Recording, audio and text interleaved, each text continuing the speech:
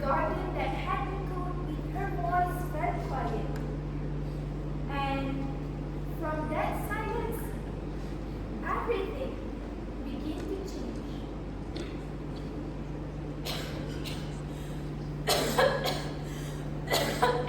Mother, are you alright? Shall I fetch some water? Oh, Frau Costa, please be seated. Don't strain yourself. It must be the cold weather, perhaps. I'm alright. Don't trouble yourselves.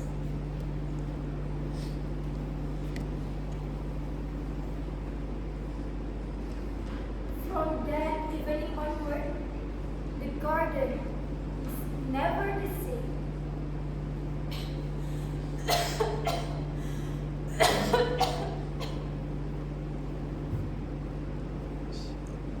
The empty chest waiting and grief began to take root among those who remained.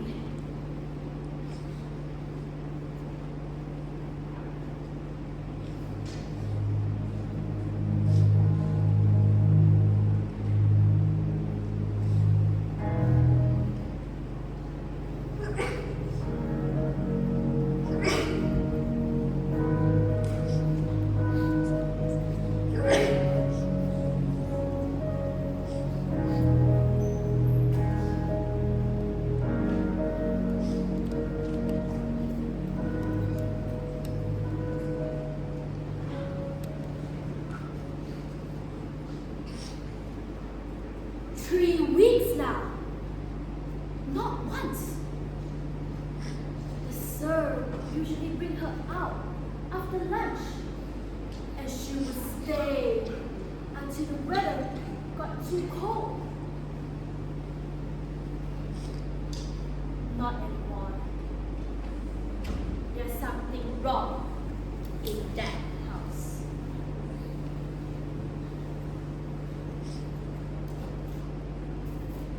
Good evening, Borromus. Good evening, sir. You have been to town this afternoon? No, I really thought so, because you didn't have your coffee outside this afternoon. no, I was not in town. I was lying down inside, a headache. But what is up with all this digging? You would have the whole garden turned over at this rate. It has to be done, sir. Any night now, there may be a big frost. Do you remember autumn in 91? We sat outside after lunch. By 3 in the morning, there was a hard frost. It's October now. I have no faith in this woman. Quite right, Borromus. Quite right.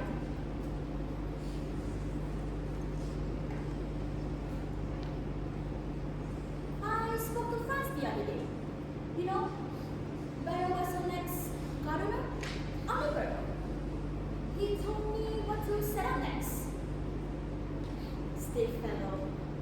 But I must admit, he does do better business than I do. Yes. Yes, you must. Must what? Why?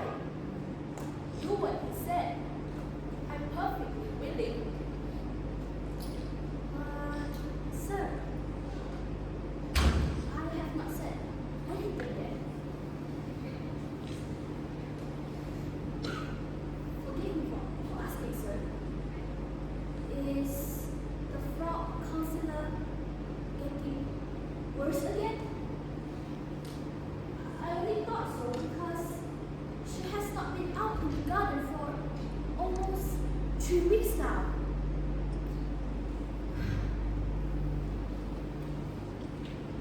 Let me. She is dead. My wife, the Frau Counselor, is dead. My word.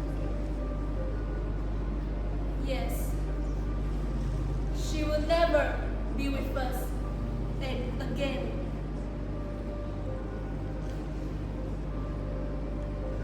In the quiet of the garden, House Dover's dream begins to surface. The garden of Borromus, simple and loyal, draws out what words alone cannot hold. The mood shifts, dust settling in, the empty chair still there. Two men who not normally find themselves speak of such things, find themselves doing exactly that, keeping each other company in the only way they know how.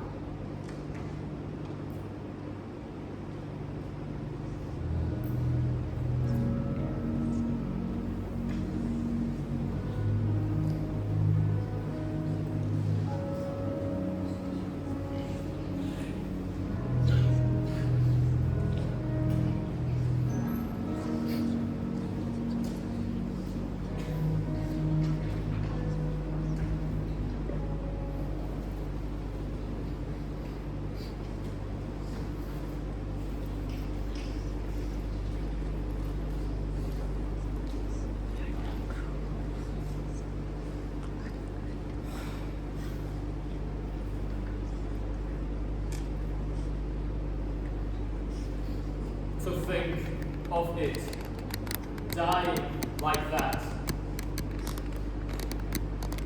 I never knew she was so ill, and she was such a young woman in a manner of speaking.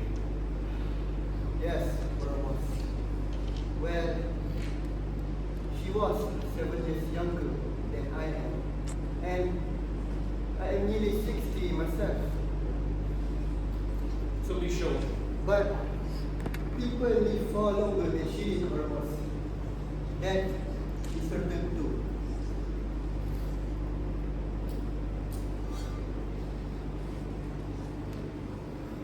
You see, sir, I have seen the counselor for nearly every day for 15, 20 years. And yet, Yes, Ramos. Well, we were all younger 20 years ago. Even at the very last, she never really looked like an old woman. But this past summer, she had grown thinner, and one day I came to the garden late in the evenings and she was sitting just there. And I thought for a moment that it was my younger sister, Barros. I'm not joking. sir, I know what it feels like, what it means.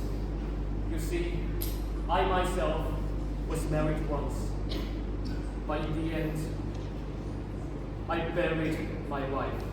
No, sir, I mean, Very good, Barros. Thank you.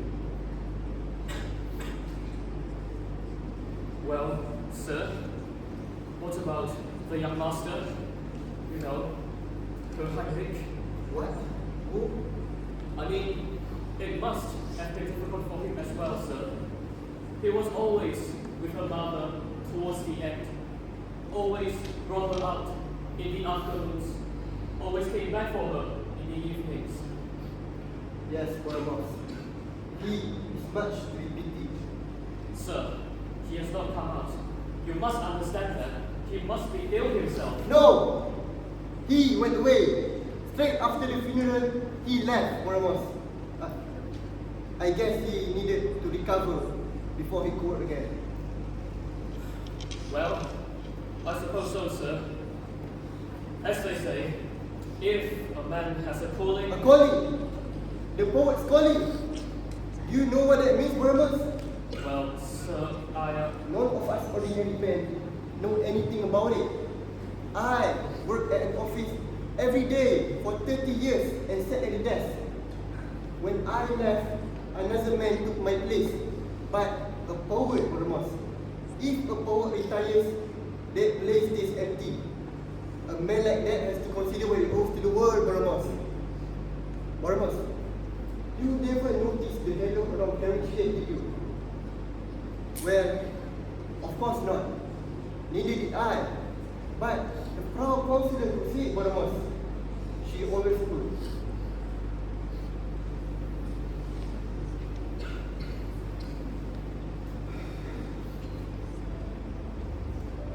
A quiet tear fell in the night.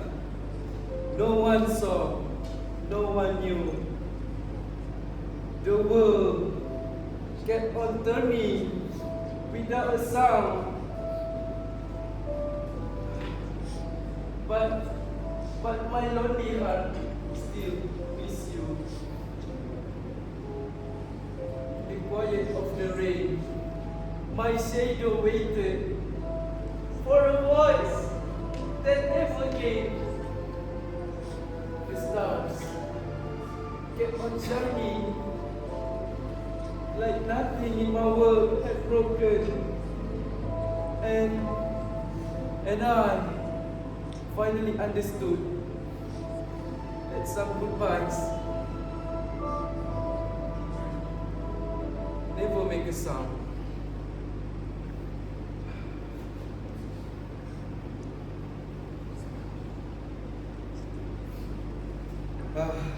Yes.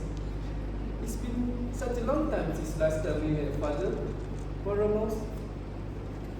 And it's been a hard time for me. There's a lot of things has happened towards me recently, Father. I cannot hold it anymore, Father. I cannot hold it anymore.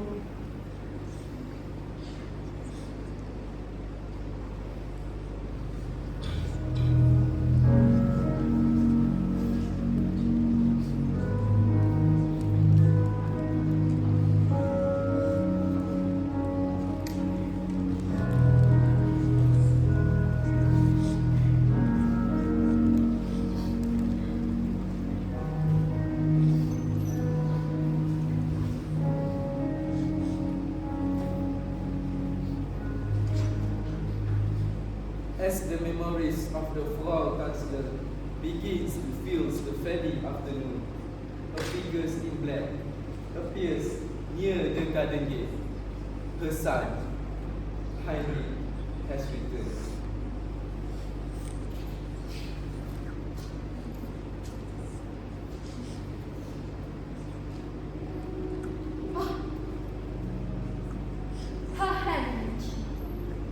I'm so deeply sorry. I understand, Lord. Thank you. Thank you.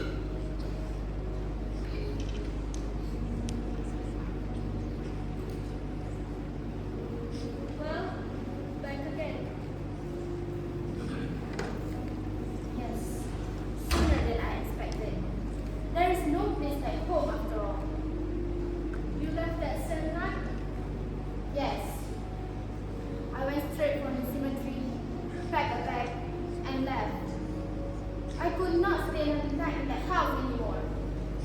I understand. Where did you go? Southward first. I have always found it beneficial. The city of consolation, I used to call it. Years ago, when I went through a painful experience, I walked alone in the garden at Harvard one afternoon, and I found relief.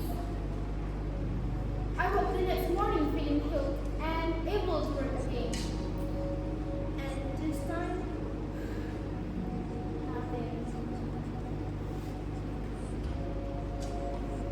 Not a ray of light. I left the next day and went to Munich. I went to Alte Benedicte, my beloved Durers and Hollands. And there, for the first time in a long while, I breathed again. You do not mind my telling you all this. I feel a real need to speak to someone. To you especially. Please go on. Go on. Thank you. You see, it has been me that all over the past years,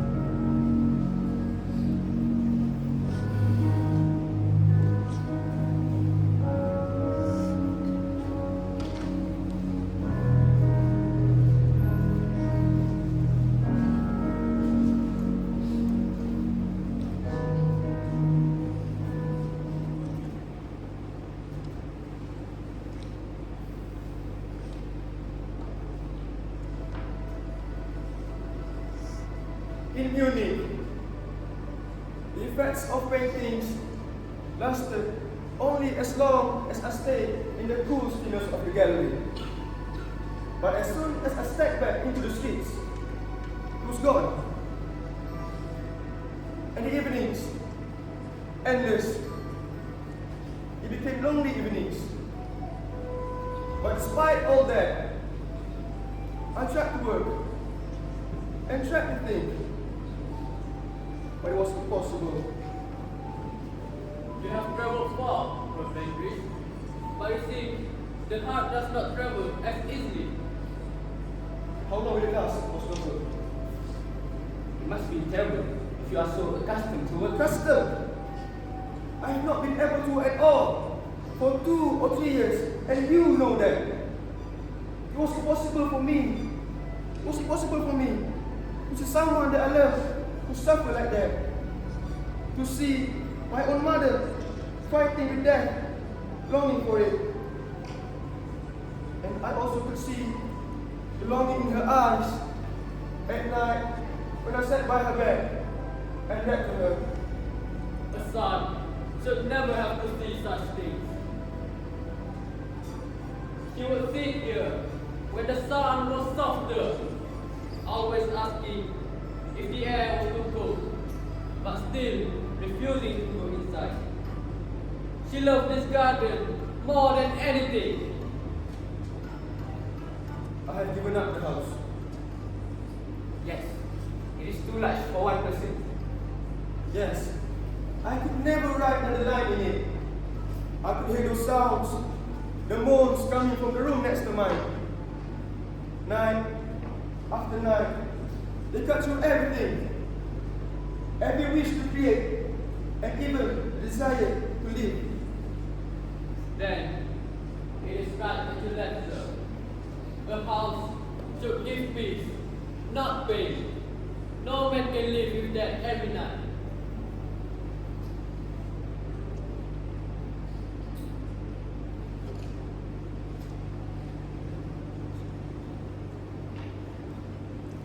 Perhaps I should have come more often. No, sir. Please. You came when it mattered. She always spoke well of you. Always. Mustafa, forgive me. Here I am speaking only of myself. Yet you are the one who suffered more. Yes, very much. I always know what she was to you, even as a boy. Some walls, everyone can see them, even if nothing was said. I remember one day, Mama told me that Papa has gone away. So I kept waiting for him. And after that, I thought that he had died. So I wait for him at night. But the other day, I saw him with another woman across the street. So I hid in the doorway so he would not see me. I was a child, and I was ashamed. But after that, I realized that my mother was free. Free as if she had truly been widowed. A child should never have to understand such things so early. Why should we not speak simply of simple things? Especially now. I always thought that I could take her hands as a father's because I know how much dearly she loved you. Ah, love me, Henry. We were friends. Old friends. You have the whole world in front of you. You cannot truly understand it yet. The garden remembers, even if we try to forget.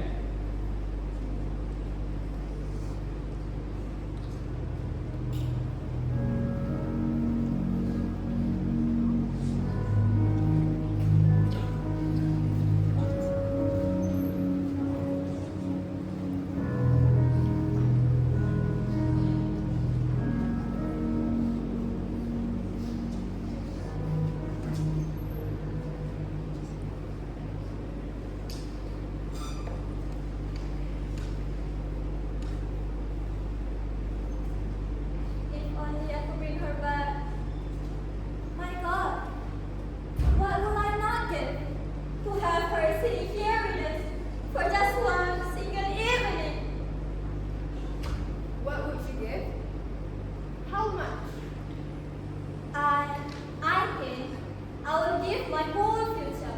Everything I must still complete. Don't be a fool, Henry. You don't need that.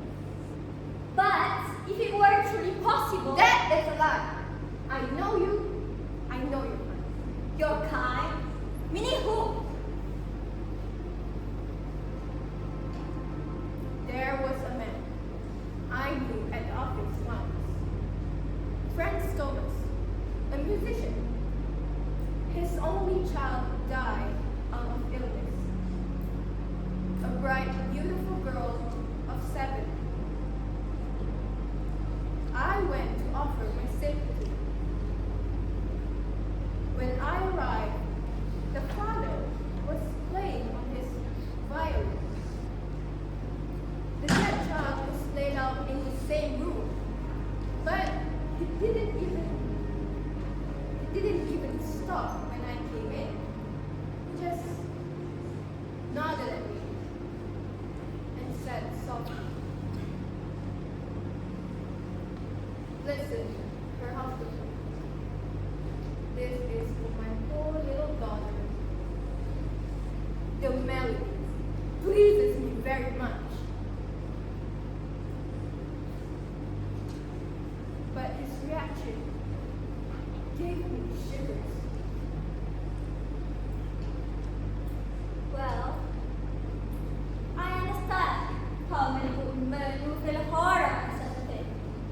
But do you not think those same people are to benefit for their power to exalt themselves in their art, to mold their sorrow into something lasting, instead of letting it dissolve into useless tears? And thus molding sorrow into imperishable form. Bring back the dead? No, no more than tears do. But it is not our job, it is beyond our work. The only thing that remains to us again, you will turn your garden again, and I long for the day I can find you and create something new once more. We must resign ourselves to what can be changed. To the inevitable. Yes. This was inevitable. No.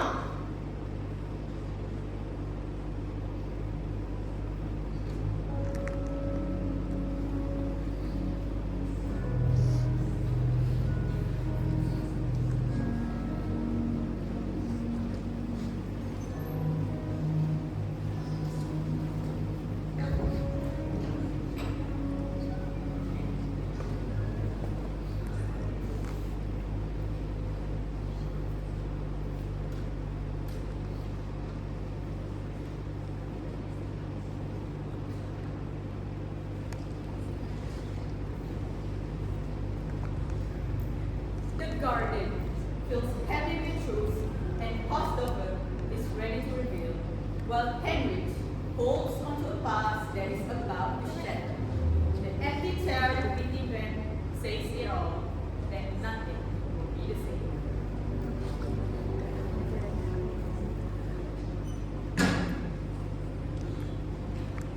What do you mean? Not inevitable? The doctor himself told you 6 weeks ago. Not so soon, Henry. Not like this. Christopher, there was no lack of care. Surely, you cannot suggest sudden death? Yes, the doctor did mention that. But after that, there is another question. Entirely. What do you mean? Could someone not empty a bottle of poison and be found dead in bed the next morning if the family expected something already? You speak as if you knew. Did she say something to you? I am not mistaken. That satisfies you. Since you have said this much, I'm sure of it. Do not ask further.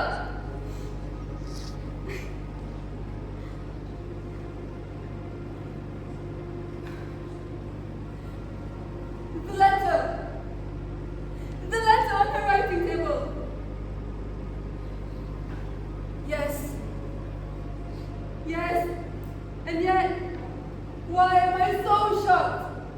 How many times in those terrible nights did I ask myself, what makes us endure such suffering when it lies within our own power to end it? Henrik! If she did what you say she did, she was right. Entirely right. Because you know nothing. You understand nothing, Henrik. She would have gone on enduring as long as God gave her life. She would have lived for me, for herself, for these few hours in this garden full of memories of our happiness together. But she is dead. And she died for you, Henrik. For your sake. For me? For my sake? What do you mean? You told yourself. You're suffering. Your inability to work. You grieve for your own lost art. She saw it all. Every night. A mother sees everything. And so she chose. No. No, it is impossible.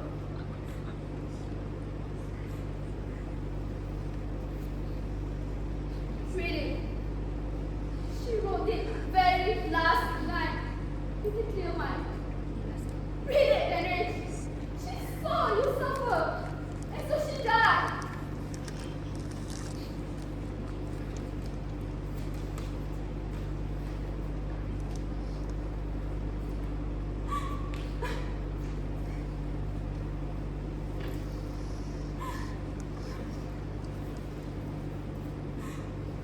Mother!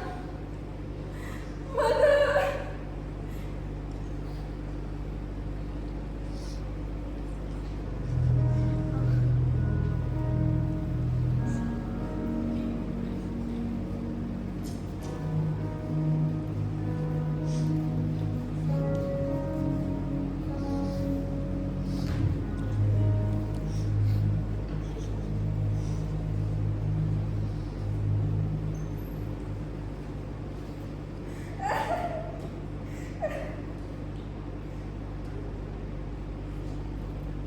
I entreat you, my dear housekeeper.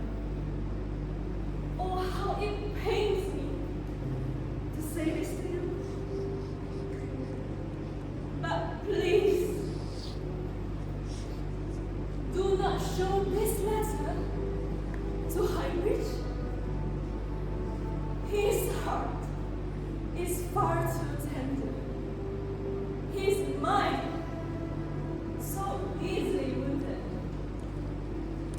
Please, if he must remember me, let him remember me without any sorrow or guilt. Oh, how I beg of you, Housekeeper. That letter is meant for you, and you alone.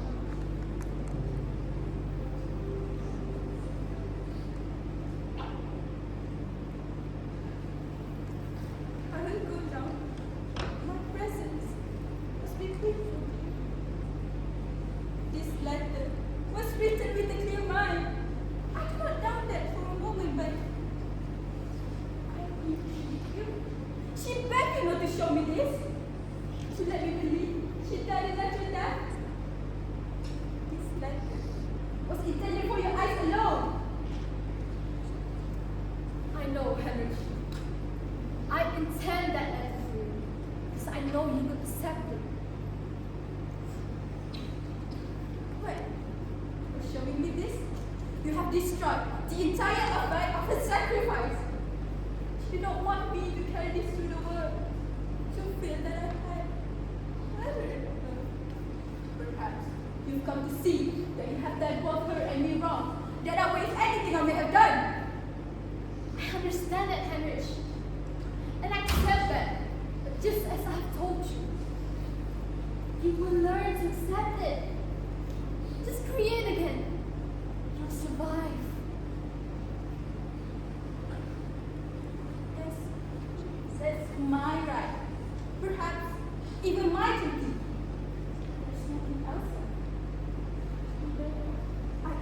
don't lie, Heinrich, or I prove that my mother did not die in vain. Heinrich! A month ago she was alive. Now we already talk about your dream, your job, your future. She killed herself for you.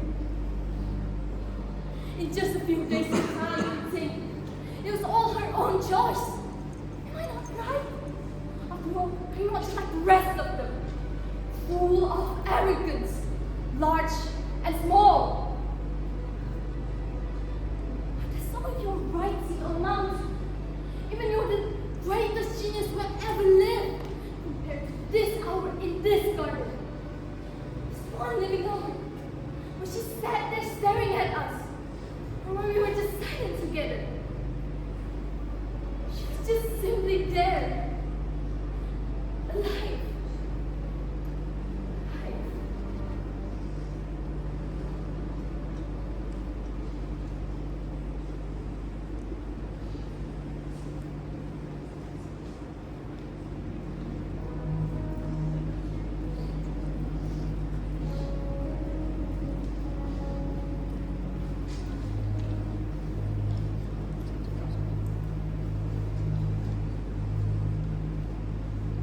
Henrich has been very still to hostel his office. Now, he takes small steps toward him, deliberate. He is moved, but not defeated. When he delivers his final speech, he speaks it with quiet conviction, as a gift to hostel, not as an agreement.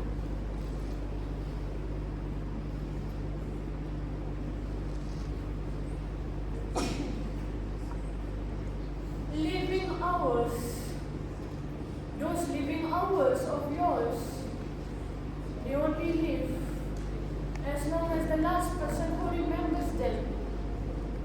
And so, it is not the least of destinies to be someone who can give those hours immortality